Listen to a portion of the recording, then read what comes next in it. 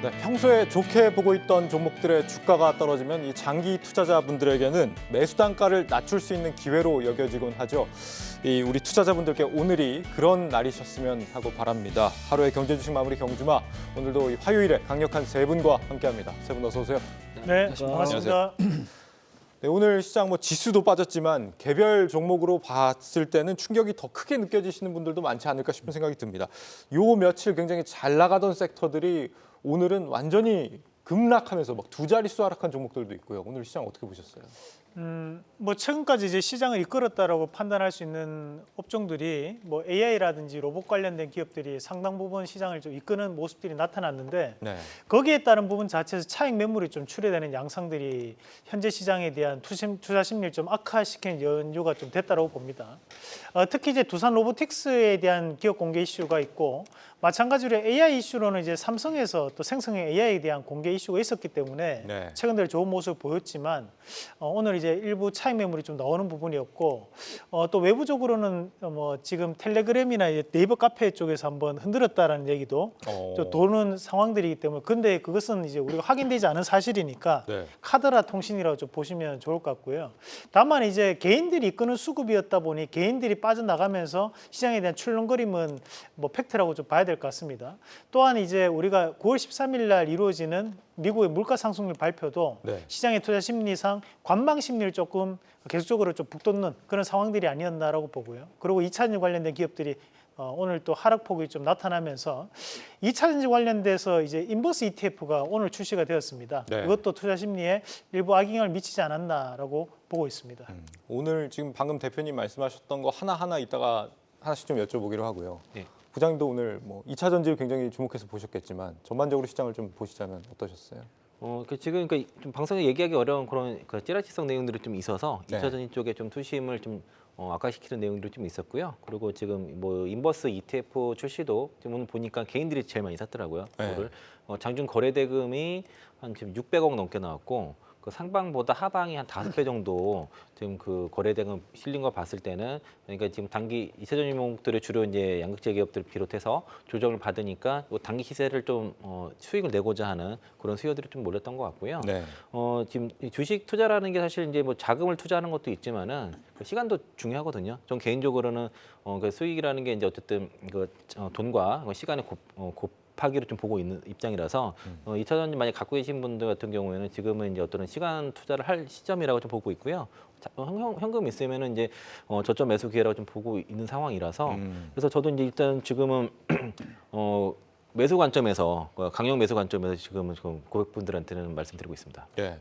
보면은 뭐 다른 나라 증시는 뭐 이렇게까지 부진하지는 않은 것 같은데 우리만 유독 심한 것 같다 이런 시청자분들 말씀도 계시고 왜 이런 걸까요, 우리 시장? 그렇습니다. 일단은 뭐 중국이나 홍콩 동시간대에 열리는 해외 증시 같은 경우는 이제 보합권 등락을 좀 반복이 지금 되면서 좀 마무리가 된 상황들인데 일단은 나왔던 내용들을 좀 보시게 되면은 뭐 우리나라도 마찬가지로 오늘 그러니까 내일 밤이죠. 내일 밤에 CPI 발표를 앞두고 나서 약간은 좀 관만세가 좀 진행이 되고는 있었지만 종목별로에 대한 변동성들은 상당히 좀 크지 않았나라는 생각이 좀 들고요. 일단은 뭐 중국 쪽이 뭐 그나마 좀 안정권으로 좀 들어가는 가장 큰 이유들을 좀 보시게 되면 일단은 중국의 인민은행이 위안화 약세 방어를 위해서 적극적인 조치를 취하겠다라는 발표를 했습니다. 그에 따라서 일단은 뭐 상당 부분 뭐 이제 달러 환율 부분들에 있어서 위안화 환율 부분들에 있어서 약간은 조금 좀 안정세를 좀 보여주고 있지 않나라는 생각이 좀 듭니다. 그에 따라서 중국 증시는 안정적인 흐름대로 좀 마무리가 됐긴 했었지만 우리나라 같은 경우는 앞서서도 우리 두 이제 전문가분께서 말씀해 주셨지만 일단 뭐 2차 전지 중심으로 좀 매물 좀 출회가 된 부분들이 네. 일단은 지수 하방의 압력을 좀 가중을 시켰다라고 보시면 좋을 것 같고 그동안에 단기적으로 좀 움직였었던 테마 성격이라고 해야 될까 아니면 성장성에 대한 기대감들 뭐 이런 종목군들에 대한 변동성들 상당히 좀 크게 나왔다라는 생각이 좀 들고 네. 다만 이제 반대급부적인 부분들을 좀 보셔야 될 것 같아요. 오늘 생각지도 않았던 게임주들 그다음에 이제 엔터 관련 종목군들, 그다음에 이제 컨텐츠 관련 종목군들까지 그동안에 좀 소외됐던 종목군들, 섹터군들에 대한 강세들이 좀 진행이 되면서 수급에 굉장히 좀 빠른 이동이라고 해야 될까요? 아니면 이제 수익률 게임이 좀 진행이 되고 있지 않나라는 생각 좀 가져볼 수 있는 상황이었다라고 좀 좋을 것 같고 다만 좀 아쉬웠던 부분들을 얘기를 해드리게 되면 일단은 전일자의 테슬라의 주가가 10% 이상 급등을 했습니다. 근데 뭐 상당히 좀 좋은 움직임들 속에서 나스닥이 뭐 상승 구간들을 좀 만들어냈는데 우리나라 같은 경우는 그와 반대되는 모습들을 좀 보여주다 보니까 막판 들어서면서 뭔가 차익 매물이라고 해야 될까요? 아니면 손절 물량이라고 해야 될까요? 이런 물량들 출회되는 부분들이 좀 나와줘가지고 상당히 좀 뭐 이런 표현을 써도 될지는 모르겠지만 기분은 그렇게 썩 좋지는 않다라고 예. 말씀드리도록 하겠습니다. 말씀하신 것처럼 뭐 AI, 로봇 이런 업종들이 막 무수수 떨어지는 것 같아요. 두 자릿수 네. 하락, 의료 AI 뭐 이런 것들은 뭐 10% 넘게 하락한 종목들이 엄청 많더라고요. 이젠 뭐 다른 쪽으로 좀 주도 흐름이 옮겨가는 겁니까? 뭐 어떻게 봐야 되는 거예요? 옮겨가기 좀 힘들 겁니다. 그래요? 왜냐하면 이건 저의 개인적인 의견입니다. 지금 이제 우리가 무역 수지가 뭐 적자 폭이 좀 더 늘어났다는 뉴스가 계속적으로 나오고 있는데 원래는 이제 9월달 정도 되면 이제 실적 관련된 기업들이 이제 조금씩 기간 수급이 좀 붙으면서 네. 저가 매수가 좀 유입되면서 이제 10월달까지 시세를 좀 형성하는 모습들이 많이 나타납니다. 하지만 최근 들어서 이제 큰 문제점이 무역 수지가 이제 적자 폭이 확대가 되면서 그러면 과연 좋은 실적을 가지고 있는 기업이 어디 있냐라는 거에 대해서 시장 의문부호를 계속적으로 던지고 있다는 거로 봐야 되거든요. 네. 그러면 현재 이제 우리가 반도체 업종들을 많이 얘기하시는데 반도체가 실적이 좋아서 가냐? 그건 아니거든요. 또 반도체는 말 그대로 이제 기저 효과에 대한 부분이죠. 이렇게까지 안 좋았기 때문에 최악은 벗어나면서 앞으로는 좀 더 좋아지겠지라는 기대감으로 반도체 업황이 지금 회복되고 있는 거고 네. 우리가 지금 현재 수출 동향표를 참고해서 보면 유일하게 이제 수출이 좋아지는 쪽이 2차 전지와 그리고 이제 자동차 업종입니다. 그 말인즉슨 결국 실적으로 얘기를 한다고 하더라도 2차 전지라든지 자동차 업황에 대한 부분은 여전히 살아날 수 있는데 나머지 업황은 도토리 키재기에 대한 형태가 지금 나타나고 있다 보니까 오히려 시장은 기대감이라든지 신기술이라든지 이런 기대감을 좀 더 붙일 수 있는 종목군들에 대한 매기세가 저는 쏠리고 있다고 봐요. 그리고 이런 종목군들의 공통적인 특징들이 개인들의 수급을 유도하는 쪽입니다. 그 말인즉슨 현재에 대한 수급 주체가 기관이나 외국인이 아니라 개인들의 수급 주체에 잡혀 있다 보니까 개인들이 이끄는 수급들이 이어진다면 이런 종목군들이 쉽게 꺼지지는 않을 것이다. 오히려 좀 더 되돌림 파동이 좀 더 넣을 수 있는 기간이 형성되지 않을까라는 말씀도 함께 드리겠습니다. 네. 저기 그 자막에 보시면 로봇 AI 관련이 시청돼 있지 않습니까? 희한하게 제가 방송을 가면은 로봇 주고 사실 AI 관련주인데 네. 항상 질문을 묶어서 하세요. 네. 그래서 로봇 주랑 AI 관련주 오늘 왜 빠졌냐 이렇게 항상 물어보시거든요. 비슷하게 움직이니까. 네, 같이 보시더라고요. 네. 희한하게. 그래서 종목구도 달라요. 지금 AI 관련 종목이 여러 개 있지만은 최근에 시장에서 가장 강했던 쪽은 그 AI 의료 AI 쪽 섹터가 제일 강했던 거거든요. 네. 뭐 JLK부터 해서 루니 그 신테카바이오 아니면 이제 그 뷰노 이런 것들이 우리가 얘기했던 루니 뷰노 이런 것들이 강했던 거고 로봇은 뭐 대장주 레인보우 로보틱스가 있고 그 두산 로보틱스 상장을 하니까 두산이 하루에 뭐 20몇 % 올라갈 정도로 오늘 이제 고점에 나왔던 것이고요. 네. 그러니까 두산 로보틱스 상장 일정이 이제 11월 그러니까 청약 그 기관 수요 예측이 네. 11월부터 15일까지거든요. 예. 지금 진행되고 있잖아요. 그렇죠. 이번 이제 주 어제부터 금요일까지. 시작됐기 때문에 사실 네. 재료 노출이 시작이 된 겁니다. 그래서 어저께 단기 고점 시그널이 이제 그 레인보우 로보틱스에서 일단 나왔습니다. 그 거래량이 실려서 급등했다가 윗골이 쫙 달리면서 네. 밀린 상황이고 그게 어저께 신호가 나왔던 것이고요.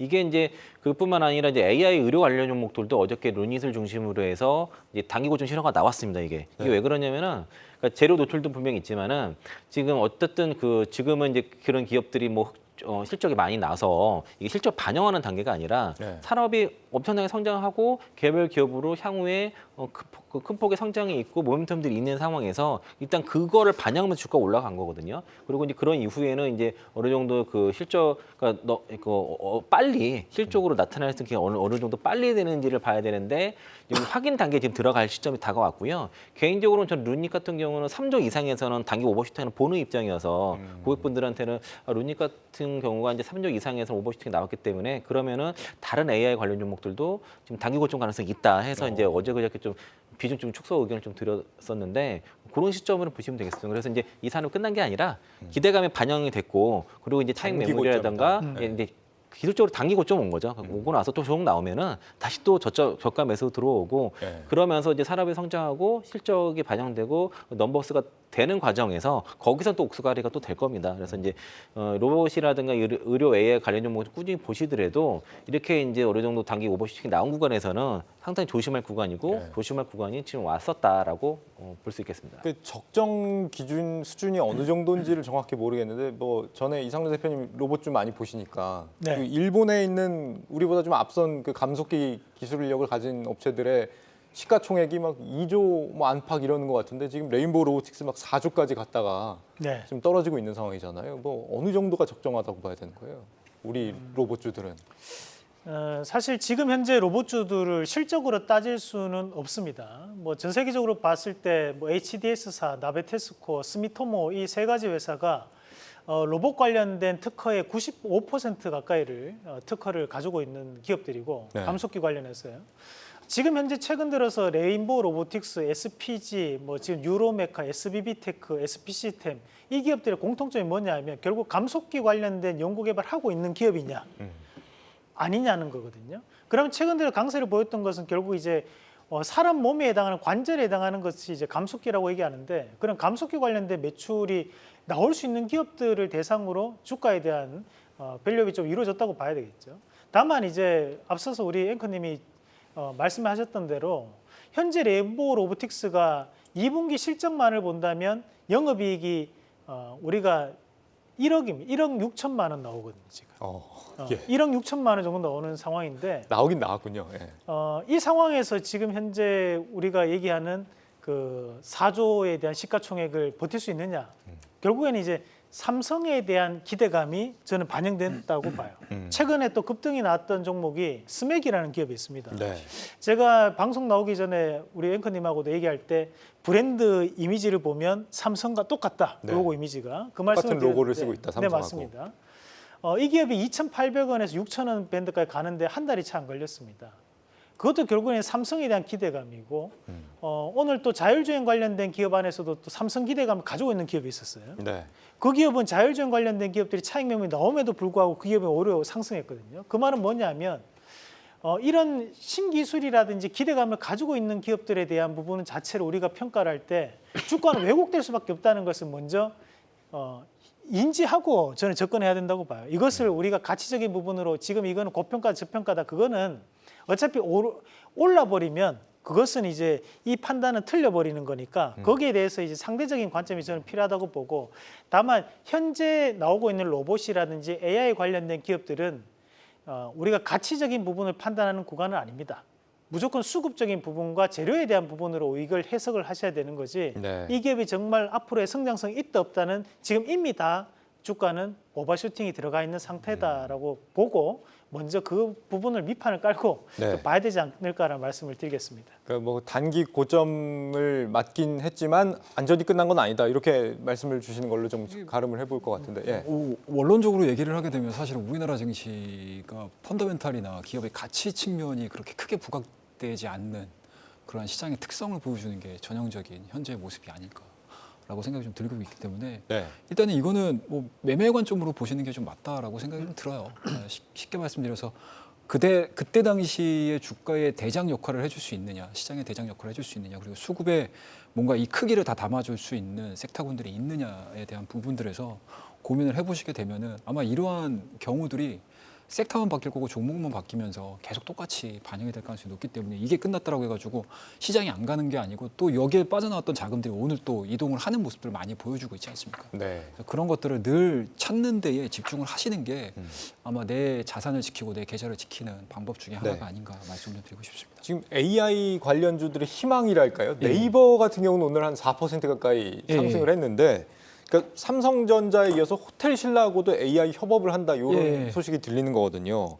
AI가 실제 수익 사업으로 이렇게 연결이 되고 있는 거의 국내 유일한 기업이 아닐까 싶기도 해요. 네, 그렇죠. 제가 지난 시간에도 나와서 말씀드렸지만 네이버의 AI 기술에 대해서 저는 그렇게 크게 기대하고 있는 바가 없다라고 말씀드렸는데 네. 일단은 어찌됐든 국내 기업들도 이 AI를 접목을 시켜가지고 산업화를 해야 되고요. 그리고 이제 업무화를 좀 시켜야 되는 상황들이고 그리고 오픈 AI도 최근 들어서 이 기본적으로 개인들한테 서비스를 하는 것보다 기업들에게 서비스를 하면서 상업화를 빠르게 좀 진행을 시키겠다라는 사업 전략들을 좀 만들어내주고 있는 상황들이고 네. 뭐 오픈AI 개발자 포럼 자체가 또 11월에 또 예정이 돼 있습니다. 거기서도 또 이제 이와 관련된 스토리들이 좀 나올 텐데 일단은 뭐 기본적으로는 당연히 이쪽으로 갈 수밖에 없는 수준입니다. 그리고 이제 그와 관련해 가지고 주가들에 대한 움직임들도 반영이 될 거고요.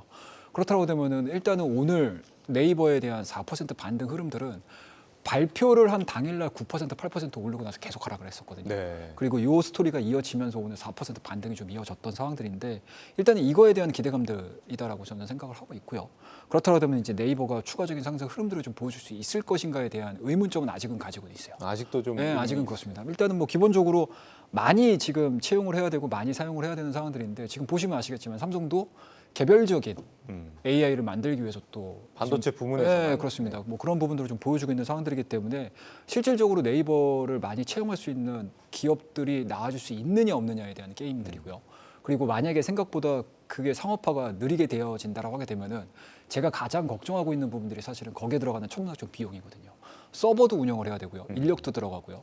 그리고 여러 가지 이제 기타 이러한 이제 기능들 자체를 유지를 하기 위한 하드웨어에 대한 비용 부분들도 좀 있는 상황들이기 때문에 그 부분들을 고민 안 할 수가 없다라고 네. 말씀 좀 드릴 수가 있을 것 같고 오히려 만약에 AI와에 관련해 가지고 각각의 기업들이 이러한 뭔가 이제 업무 체계를 사용을 해야 된다고 하게 되면 아마 삼성과 같은 모델이 이루어질 가능성이 높다.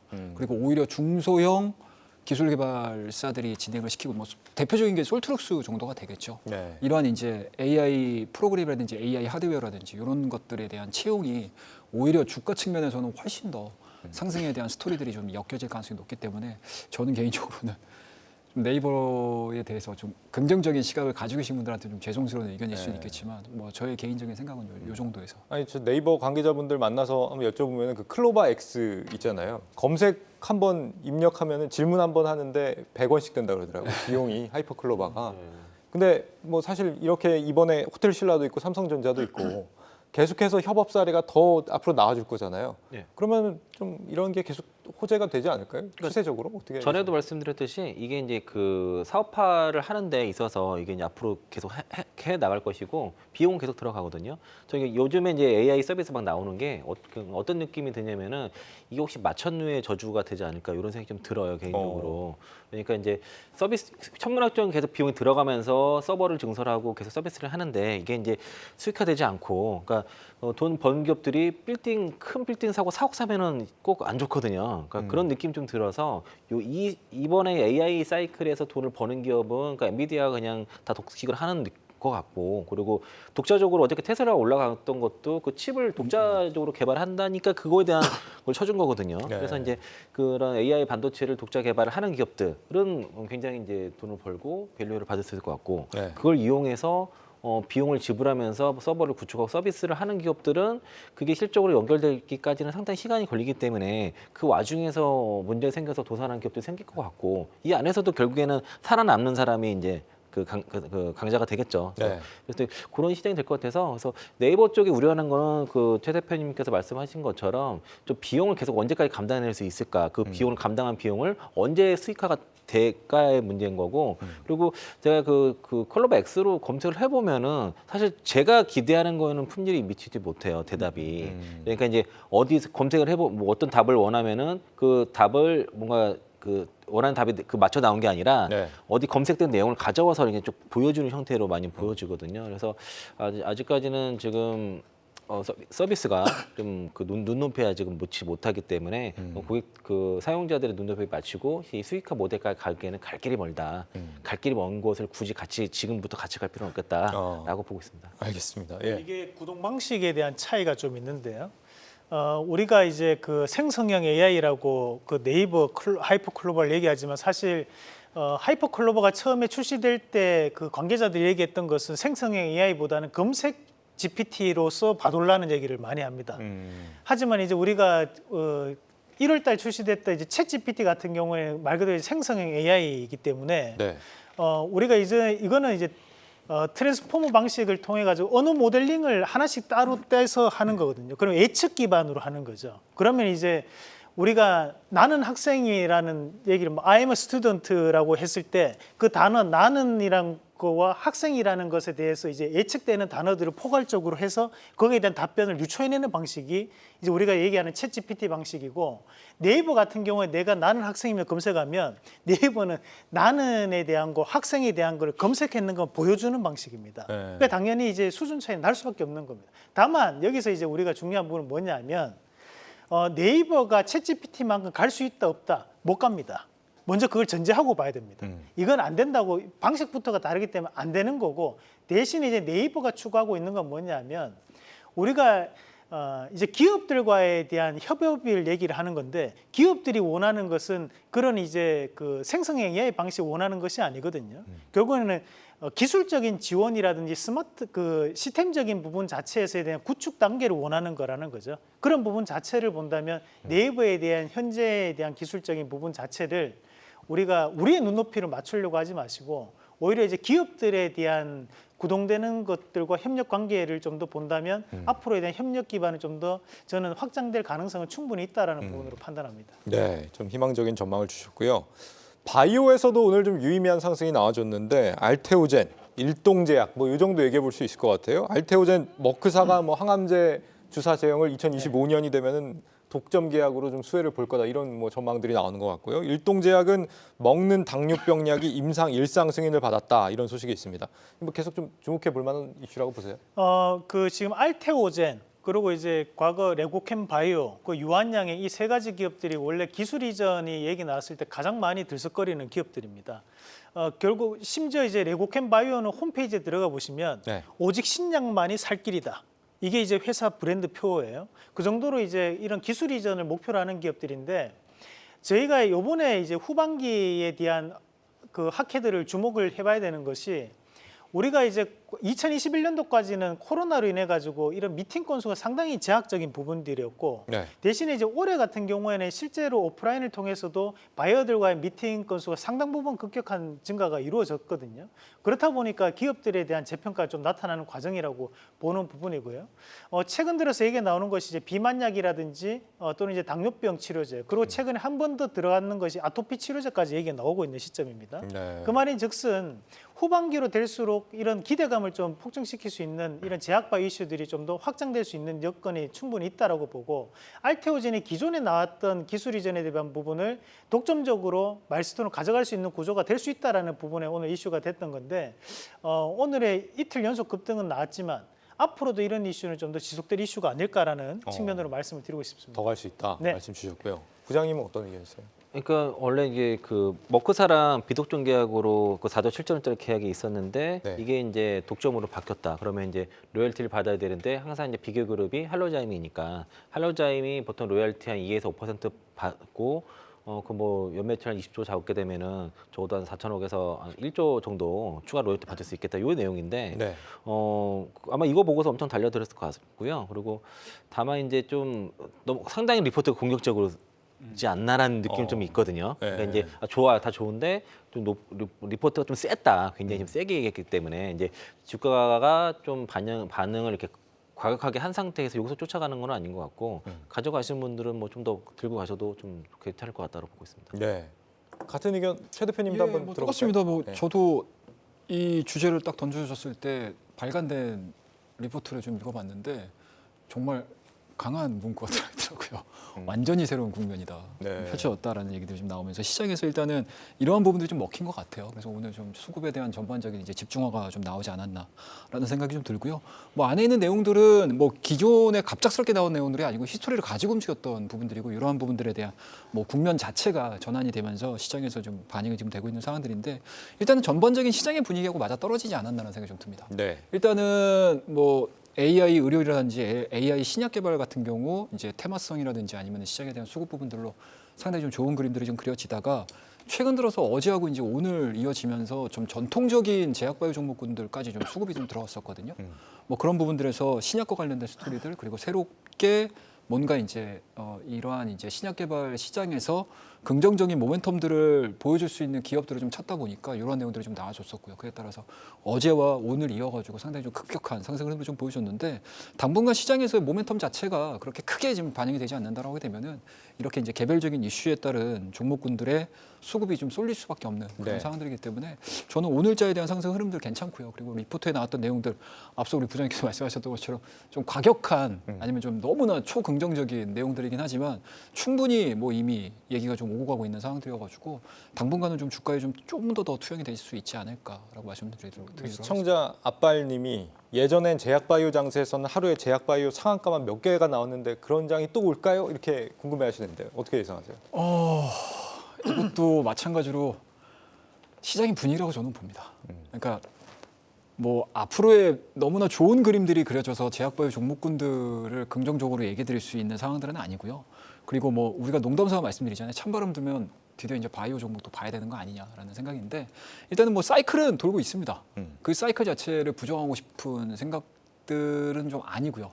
뭐 그렇더라고 되면 시장이 만약에 리바운딩이 돼서 추가적인 상승 흐름들이 하반기까지 이어진다라고 했었을 때 만약에 제대로 된 뭔가 이제 시장을 이끌 만한 모멘텀들이 나오지 않는다. 특히 이제 2차원지 쪽도 마찬가지로 하반기에 끌어당기지 못하는 흐름들이 좀 나와준다라고 되면 시장의 수급이 어디로 가겠습니까? 그리고 AI 관련 종목군들도 조정이 받았다가 다시 올라간다.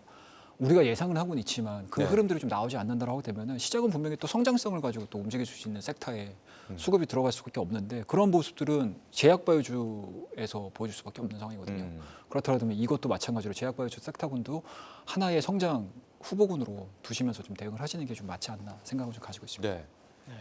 지금- 조금만 네. 제가 첨언해도 될까요? 좋죠. 예, 말씀해 주세요. 그 제약바이오는 트렌드가 항상 있습니다. 그렇죠. 제약바이오가 과거 2019년도의 트렌드는 임상 3상이었습니다. 아, 이게 FDA를 통과해서 될 것이다. 팩사백이 2조짜리 치료제다.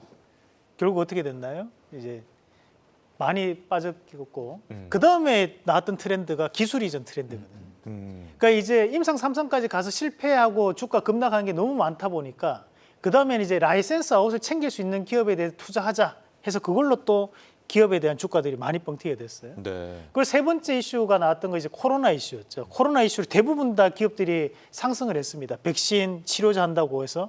근데 지금까지 백신 치료제 제대로 된 기업이 잘 없습니다. 없죠. 심지어 제넥시는 백신도 한다고 했고 치료제도 한다고 했는데 둘 다 실패했거든요.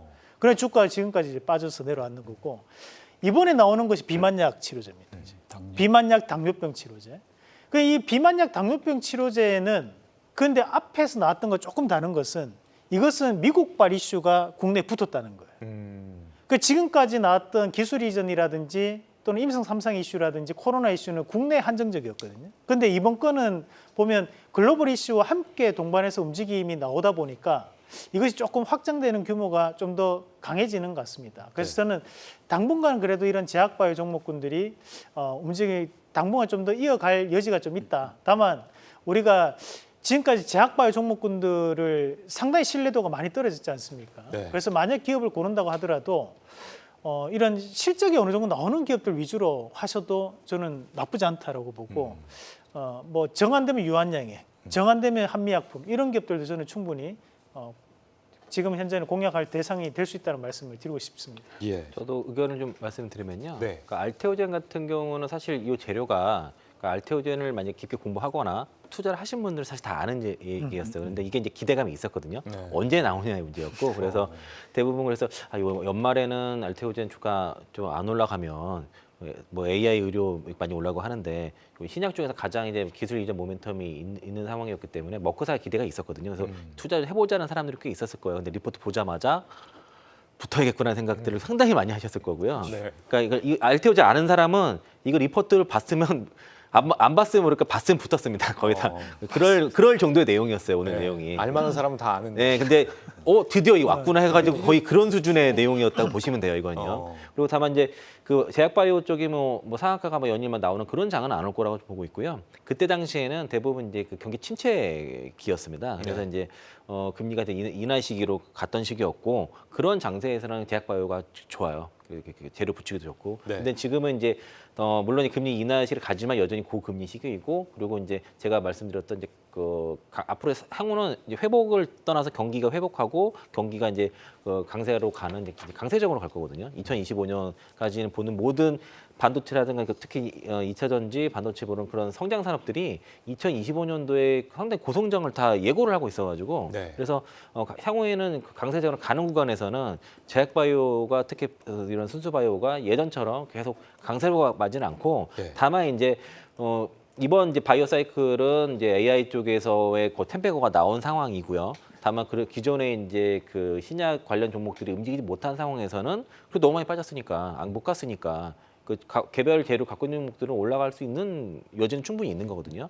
그게 오늘 알테오젠 보여줬고 그렇게 안 움직이던 ABL 바이오 이렇게 올라오고 있고 네. 그래서 이제 소외됐던 바이오 종목들이 좀 같이 올라오고 있다라고 보시면 좋을 것 같습니다. 예, 아니 바이오가 이렇게 고개를 드니까 다행인데 우리 시청자 백억님 주식 입문을 늦게 해서 손실만 크네 이렇게 하면서 한탄하는 말씀을 주셨는데 지금 뭐 우리 입문하신 분들뿐만 아니라 손실 본 분들 꽤 계시지 않을까 싶은 생각도 들거든요. 시장이 그렇죠. 예, 뉴욕 증시는 어제도 뭐 테슬라 이슈 때문에 막 엄청 크게 뛰었지만 우리는 참 못 가는 것 같거든요. 이게 접근의 차이신 것 같아요. 이제 그런 글을 쓰셨던 분의 포트폴리오라든지 이제 보유 종목들 그리고 이제 매매하는 타이밍들을 사실은 좀 더 면밀하게 좀 보면 네. 좀 얘기를 해드리기가 조금 더 편할 것 같기는 한데 사실은 올해 전체적인 주가 흐름들을 보시게 되면 상승장이었죠. 네. 네, 그리고 이제 단기간에 뭐 일정 부분 올라왔다가 조정을 받는 과정에서 이제 이 리스크 관리라든지 아니면 이제 종목의 전환이라든지 이런 것들에 대한 타이밍들이 안 맞아서 말씀을 좀 하시는 것 같기는 한데, 그러니까 그만큼 개인 투자자분들께서는 한정된 자산이잖아요. 그러니까 기관이나 외국인들 같은 경우는 어찌됐든 장기 플랜이 짜여져 있어요. 그리고 시중에 계속적으로 좀 자금이 들어오고 있을 수밖에 없는 상황들이기 때문에 네. 개인 투자자들의 매매 스타일과 외국인과 기관에 대한 매매 스타일을 동일시할 수는 없다라고 저는 생각을 하고 있거든요.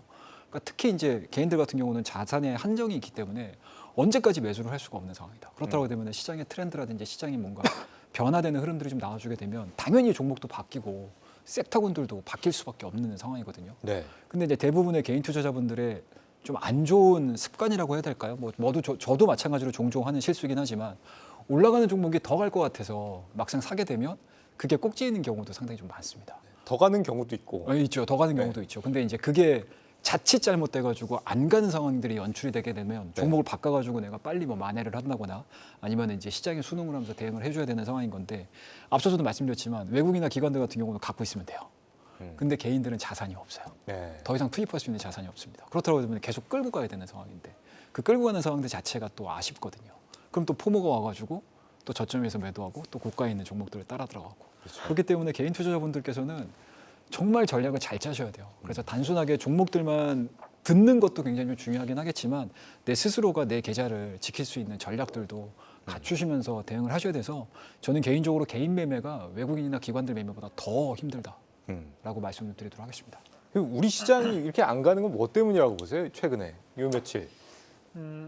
저는 근데 이게 주식이 경제학적인 부분으로 봤을 때는 선행지수라고 얘기합니다. 네. 우리가 경기 선행지수 중에 한 가지가 이제 주식 주가 지수가 되는데 그 말은 즉슨 우리가 무역 수지라든지 경상 수지에 대한 화랑이 나타나면 언젠간 자연스럽게 주가도 우상향을 계속적으로 보이고 넘어갈 수밖에 없는 부분이라 보는데 네. 지금 현재 우리나라 지금 무역 구조상 현재 구간이 상당히 과도기적 성격이 강한 구간입니다. 무슨 말이냐면 지금까지는 이제 우리가 대중무역이 대부분이었어요. 그러면 대중무역이 많게 나타날 때 약 26%까지도 올라왔는 상황이었는데 최근에는 얼마만큼 떨어졌냐면 약 17% 정도 나오거든요. 근데 대미무역 같은 경우에도 적게는 15%, 14%까지 나오다가 요즘 얼마 정도 나오냐 17%, 18% 나옵니다. 그러면 지금까지는 이제 대중무역에 대해서 주로 시장을 이끌어갔던 종목군들이 최근 들어서 부진한 모습을 보일 수밖에 없겠죠. 기본적으로. 그러면 지금부터 대미무역 관련된 기업들이 앞으로는 치고 나갈 수 있다고 봐야 되는데 미국에 대한 경기 회복을 100% 다 우리나라가 못 받아들이는 것도 한 가지 지금 단점이 되는 거죠. 네. 그렇다면 이제 미국과에 대한 관계적인 부분에서 흑자를 많이 나오는 곳이 어디냐? 결국 자동차와 2차전지 쪽이거든요. 근데 현재 자동차는 2차전지 같은 경우에는 계속적으로 갈 수 있는 부분이 또 아닌 것이 뭐 배터리법이라든지 또는 지금 현재 미국에 대한 수출에 대한 규제라든지 이런 부분도 IRA에 대한 부분도 선별적으로 또 대응이 되는 부분도 있고 네. 그렇다면 따질 구간들이 너무 많다는 겁니다. 그러면 지금 현재 이런 과도기적 성격이 강하다 보니까 돈들이 어딜 갈 데가 없으니까 계속적으로 AI 쪽에 흘러가고 로봇 쪽에 흘러가고 기대감을 가진 쪽으로 돈이 흘러간다고 봐야 되거든요. 그러면 이런 과도기적 성격이 조금은 완료가 좀 되는 시점, 연말로 들어간다든지 아니면 내년이 된다면 자연스럽게 어느 정도 시장 자체는 좀 재편될 가능성이 좀 있다고 보고 네. 현재는 시장이 전반적으로 좀 이런 과도기적 성격이 강한 시장이 아닌가라는 말씀을 좀 드리고 싶습니다. 네. 저는 그 고객들이랑 직접 계좌를 보면서 관리하지 않습니까? 네. 실제 돈이 어떻게 움직이겠냐면은 2차전지가 빠지면은 다른 거 팔아 2차전지 사세요 대부분. 그러니까 현금 있으면은 그러니까 종목을 사고 현금 적으면 ETF 사고 그리고 반도체가 갖고 있는 거 올라갔네, 수익 났다가 저 팔고 2차 사고 있고 거의 이런 식으로 좀 자금이 실제로 움직이고 있고요. 그리고 이제 제가 이제 그 아까 대미 수출 되게 중요하다 말씀하셨는데 뭐 동의를 합니다. 근데 특히 이제 2차 전지나 배터리 산업 같은 경우에는 이제 그 IRA법에 의해서 이제 우리가 대미 쪽에서의 거의 사실 독과점 시장이 될 수가 있거든요. 네. 그 근거가 뭐냐면 지금 올해부터 이제 2026년까지 국내 배터리 3사가 그 미국 공장을 짓고 있는 게 17곳인데 지금 캐파를 다 합해 보니까 615.5기가와트십니다. 그 캐파가 전부 다. 네. 근데 지금 파라소닉도 미국에 진출해 있는데 현재 캐파가 50기가와트시고요. 올해 2군데 공장이 그 완공이 되면 80기가와트시까지 돼요. 그리고 이제 향후에 뭐 2030년까지 뭐 200기가와트시까지 했지만은 추가 공사 계획이 지금 안 잡혀 있는 상태다 보니까 그러면 지금 공장이 확정되고 공장을 짓고 있는 거 이 캐파를 합치면은 비율이 우리나라가 87%고 그 파라소닉이 13%거든요. 그럼 여기 뭐 중국에서 그 뭐 EV 에너지가 지분 10% 가지고 일부 우회한다 하고 뭐 고시원은 폭스바겐 대주주지만 그것도 뭐 중국기라 치고 하더라도 파라소닉보다는 점유율이 낮을 수밖에 없다고 볼 수밖에 없고요. 그러면 우리가 87%니까 뭐 7% 떼준다고 해도 최소 미국 시장에서 그 배터리 그 우리나라 3사가 2027년까지 점유율이 80% 이상 된다는 계산이 딱 나옵니다. 이게 숫자적으로. 네. 그리고 국내 양극재기업 같은 경우에는 배터리 3사에만 납품하는 게 아니라 지금 다른 완성차라든가 다른 배터리, 다른 이제 기업에도 해외 기업에도 납품을 하기 때문에 그래서 2022년부터 배터리 수출액보다 양극재 수출액이 더 큽니다.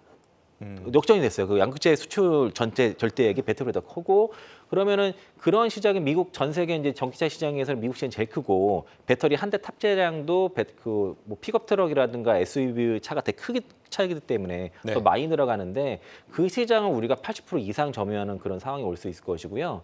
그런 산업이 없어요.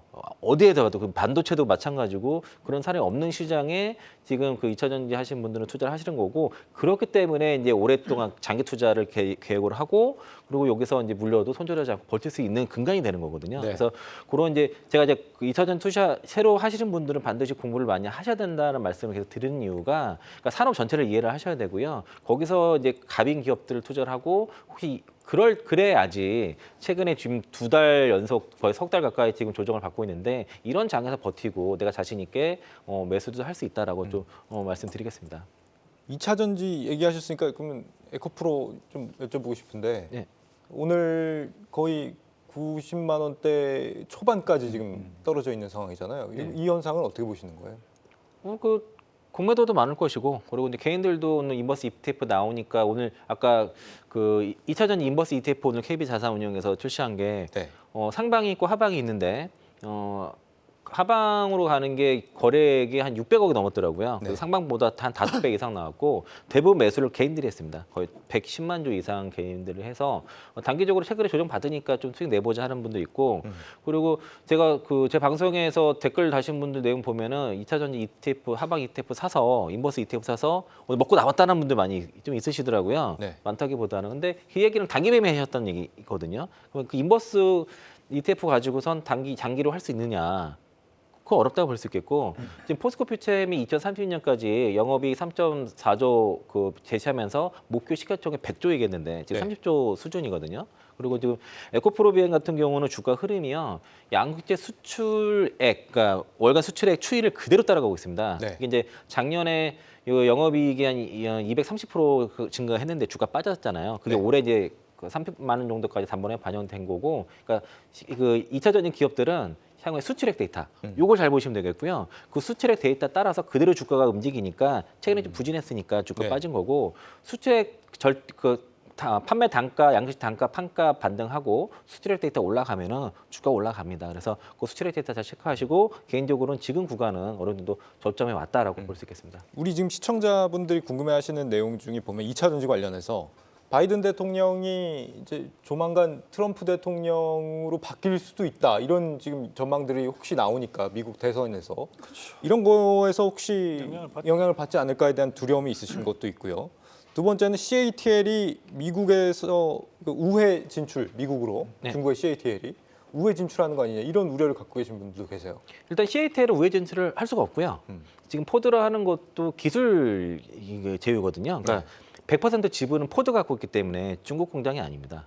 그리고 이제 CATL 같은 경우 그거마저도 지금 조사 들어가서 네. 사실상 이제 어렵다고 좀 볼 수 있겠고 지금 사례가 이제 IRA를 우회하는 사례가 이제 EV 에너지랑 그 뭐 고시원 정도라고 볼 수가 있는데 실제 지금 폭스바겐이 대주주라고 하기 때문에 그 중국 기업 아니라고 우기고 있고요. 네. EV 에너지도 이제 지금 IRA법의 세부 지침이 안 나왔어요. 우려 집단에 대한 정의가 지금 명확하게 나오지 않은 상황이라서 일단 그 3사랑 합병해서 4개 기업이 EVN가 10%, 나머지가 30% 하는 구조인데 우리나라도 지금 전구체 같은 경우에는 중국 기업과 합작을 해서 합작 범위를 세웠거든요. 만약에 미국이 우려 집단에 대해서 만약에 이걸 우려 집단을 지정해버리면은 네. 그 지분을 다 인수하는 형태로 지금 가서 우리 기업에 이렇게 갈 거기 때문에 네. 그거 뭐 중국의 CATL이 진출한다는 것들은 뭐 이렇게 걱정 안 하셔도 좋을 것 같고요. 그리고 지금 LFP 배터리 같은 경우도 지금 LG SK온과 그 삼성 SDI, LG 에너지솔루션 다 만든 상황이고, 그리고 포드의 픽업 트럭인 F150에도 그 SK온께 들어가고요. GM에서도 지금 얼티엄 셀즈에 들어가는 것도 지금 SK온코 사용할 예정이고, 그리고 BMW도 삼성 SDI 거 그 원통 배터리부터 해가지고 그런 거 쓰기 때문에 LFP 배터리가 시장이 좀 커지는 것들은 지금 3원계 배터리가 너무 모자라요. 그래가지고 이제 장거리용 쪽으로는 그 3원계 배터리를 주로 쓰고 저가형이라든가 단거리용 쪽은 그래도 점유율 싸움을 좀 해야 되기 때문에 네. 그래서 이제 LFP 배터리 채택을 하는데 테슬라가 지금 미국으로 들어오는 광물에 대해서도 지금 중국 다 배제해달라고 요청을 했거든요. 그러니까 앞으로 계속 그게 더 강화될 거고 세부 번 나올수록 중국 쪽에 제재 가해지는 쪽은 더 커질 거기 때문에 너무 우려하지 않으셔도 좋을 것 같고요. 설사 트럼프 대통령이 당선이 된다고 하더라도 네. 일부 뭐 예산이 축소하거나 수정을 있을 수 있어도 그 법안 자체를 없앨 수는 없습니다. 네. 제가 조금 첨언을 하면 네. 그 지금 이제 바이든 대통령은 이제 전기차에 대해 상당히 우호적인 부분이고 실질적으로 이제 2032년도까지 이 전기차를 미국 본토 내에서 67%까지 점유율을 올리겠다는 얘기를 했습니다. 네. 그래서 거기에 맞춰가지고 인플레이션 감축법에 대한 IRA에 대해서 직접적인 수혜를 받는 그 기업들이 우리나라 2차전지 양극재 기업들이고 2차전지 기업들입니다. 과거 이제 2022년도 12월 달에 에코프로가 컨퍼런스 콜을 통해 가지고 IR 했던 내용이 제가 정확하게 워딩을 그대로 읽어 드릴게요. 전구체 양산 능력을 핵심 연결고리로 활용해서 북미 시장을 신속히 선점하겠다. 이게 컨퍼런스 콜에서 했던 내용 그대로입니다. 네. 주제입니다. 그러면서 밑에 나오는 내용이 뭐냐면 전구체 같은 경우에는 국내와 북미에서 현지 생산을 한다는 거고 대신 양극재 같은 경우에는 북미에서 현지 생산을 하겠다는 내용을 담고 있어요. 그 말은 뭐냐면 지금 현재 연초부터 시작해서 현재까지 달려오는 데 있어가지고 미국에 대한 IRA 법안에 대한 부분 자체가 주가에 반영돼 있다라는 겁니다. 그럼 미국 시장이 커지면 커질수록 주가도 다시 한 번 더 밸류업이 될 수 있는데 문제는 최근 들어서 주가가 너무 많이 올랐다는 것과 있고 그리고 최근에는 신용 물량에 대한 부담감이 존재한다는 것도 사실입니다. 네. 사실 우리 시청자분들이 공매도에 대한 걱정들을 많이 하시는데 저는 공매도는 걱정 안 하거든요. 왜냐하면 여기서 1조 공매도가 쌓였다. 1조 1,000억이 쌓였다. 이 1,000억이 더 늘어난다고 해서 그걸 못 버틸 정도의 개인 투자자들이 현재 2차전지 들고 있다고 생각하지는 않아요. 지금 2차전지를 들고 있는 분들은 대부분 다 장기성 투자를 생각하는 분들이라 보는데 네. 대신에 이제 주가를 상승시키기 위해서는 인위적인 상승, 적극적 매수가 필요하다는 거죠. 그럼 그것을 할 수 있는 것은 외국인이나 기관이나 일부 세력이 될 수 있는 부분이고 개인들은 주가를 못 올리거든요. 그러면 그 개인들에 대한 신용 물량에 대한 부담감들이 주가에 대한 조정폭으로 나오고 있고 시청자분이 말씀하셨던 것처럼 현재 트럼프는 이 전기차 정책에 대해서 상당히 비판적인 자세를 계속적으로 일관하고 있는 상황입니다. 그래서 네. 바이든 지지율이 내려가면 내려갈수록 그런 우려감들이 작용할 수 있지만 남아있는 재선 때까지 1년이라는 시간 동안 이 바이든 대통령이 경제적인 활성화를 위해서 이 IRA에 대한 법안 자체를 더욱더 강화시키고 적극적인 정책적인 어프로치가 저는 들어갈 수 있다고 보면 네. 그에 따른 가장 큰 수혜를 볼 수 있는 것이 2차 전지가 될 수 있기 때문에 지금에 대한 하락은 너무 두려워하거나 거기에 따른 부분에 동조하지 말자.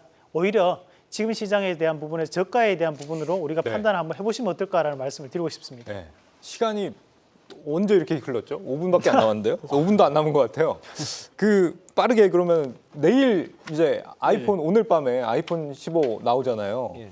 이거 이후에 우리 시장의 관련주들이 어떻게 움직일까? 이거 좀 궁금한데 최 대표님 뭐 좀 전망을 좀 해주세요. 예, 뭐 일단은 뭐 오늘 좀 나올 예정입니다. 네. 뭐 특이하게 좀 보셔야 할 만한 변화 흐름들은 그렇게 커 보이지는 않아요. 일단은 뭐 충전 단자에 유럽의 이제 체제 변경이 되면서 이제 USB-C 쪽으로 공개가 된다라는 부분들, 변화가 된다라는 부분들 한번 좀 지켜보셔야 될 것 같고요. 이러한 부분들이 어떻게 좀 작용이 될지 보셔야 될 것 같고, 네. 그다음에 뭐 아이폰 15, 뭐 프로 모델 그리고 이제 프로 맥스에 대한 이야기들은 좀 뭔가 좀 포커스가 좀 맞출 가능성이 높은데 이게 이제 스테인리스에서 이제 티타늄으로 바뀔 수 있다. 소재에 대한 변화 흐름들. 이런 부분도 좀 체크를 좀 하셔야 될 것 같고, 뭐 저는 개인적으로 아이폰에 대한 신제품 출시보다는 오히려 그 외부에서 나올 수 있는 내용들일 것 같아요. 일단 뭐 워치 제품이겠죠. 이런 종목군들. 그 다음에 아마 그 동안에 좀 많이들 좀 잊혀지셨을 텐데 지금 비전 프로에 대한 부분들이 한 차례 정도 컨퍼런스를 하고 나서 이제 전시회를 한번 하고 나서 그 다음에 거의 지금 시장에서 잊혀졌었거든요. 근데 네. 이번 애플 신제품이 발표가 되면서 아마 비전 프로에 대한 이야기들이 간략하게 좀 나오지 않을까라고 네. 생각을 하고 있습니다. 그래서 그런 부분들에 대해서 좀 더 포커스를 좀 맞추시면서 보시는 게 좀 맞지 않나라는 생각이 좀 들고요. 뭐 예전처럼 애플 아이폰 신제품의 뭔가 이제 파급력이라고 해야 될까요? 아니면 네. 이제 핸드셋 시장에 대한 뜨거운 열기 자체는 많이 가라앉았다. 작년에는 네. 이제 신제품 공개와 함께 우리나라 관련주들이 며칠간 이렇게 급등하는 모습 보였다면서요. 올해는 그런 거 없을까요? 쉽지는 않을 것 같고요. 이게 이제 중국 그 판매 금지 우려가 좀 생겨가지고 이게 복병이 좀 생겼거든요. 그래서 그 애플 자체는 저거 이렇게 문제될 것 같지는 않습니다. 왜냐면은 중국이 이제 그걸 판매 금지하는 게 네. 이게 그렇게 결과적으로 도움이 안 될 거기 때문에 문제 안 될 것 같은데 부품주 쪽에서는 실제 타격보다 심리적으로는 좀 센트의 문제가 있어가지고 이쪽으로 사실 매수가 안 들어갔던 것들이 있어서 오늘 뭐 증권 그 KB에서는 그렇게 매수 기회다 뭐 얘기를 하고 있거든요. 네. 뭐 아이폰 비관은 매수 기회다 이런 리포트가 냈는데 네. 뭐 그럴 수도 있지만은 실제 뭐 LG 이노텍을 비롯해서 이 아이폰 수요가 크지 않을 거라는 내용들이 좀 있거든요. 사실은 업계에서 얘기 나오는 것들이 그래요? 그래서 이제 차라리 이 아이폰 관련돼서 그냥 아이폰 그 애플 사시는 게 제일 나을 것 같습니다. 애플은 악재가 다 반영이 된 거라고 보세요? 그 중국 그 공무원 이슈 있잖아요. 사용 금지 이슈. 네. 다 악재가 반영이 된 겁니까? 아니면 앞으로 지속되는 겁니까? 또? 저는 좀 남아 있다고 봅니다. 네. 이게 그 애플 같은 경우에는 이 중국 매출을 애플도 이제 무시할 수는 없습니다. 네. 그만큼 이제 이 중국이라는 나라가 이 소비자로서에 대한 역할을 지금 전 세계적으로 해주는 부분이라고 보고, 지금 현재 이제 애플에 대한 규제 자체는 결국에는 이제 미중 갈등에 대한 좀 더 확산 양상을 좀 더 드러낼 수 있다라는 부분으로 해석을 하고요. 네. 오히려 이제 국내 증시 안에서 애플 관련된 부분에서 카메라 모듈이라든지 그런 쪽에 대한 이런 트레이딩 관점에 대한 접근이 좀 더 나타나지 않을까 그렇게 전망을 합니다. 예. 그래서 내일 관련주 움직임 있다 없다. 카메라는 봐야 된다. 카메라 모듈. 네. 네, 봐야 된다. 알겠습니다. 네, 올 들어 우리 시장에서 가장 뜨거웠던 종목이 근 8거래일째 지금 하락하고 있습니다. 그간 뭐 밸류에이션을 놓고 고평가다 저평가다 다양한 논쟁들이 있었지만 결국 따지고 보면 그때그때 모두 다 맞는 말이었다라는 생각이 듭니다. 투자에 있어 그 무엇도 과신하지 말라. 네, 그 말을 한 번 더 곱씹어 보게 되는 하루인 것 같습니다. 내일은 강준혁, 이성웅 그리고 정철진 전문가와 함께합니다. 내일 뵙겠습니다. 고맙습니다.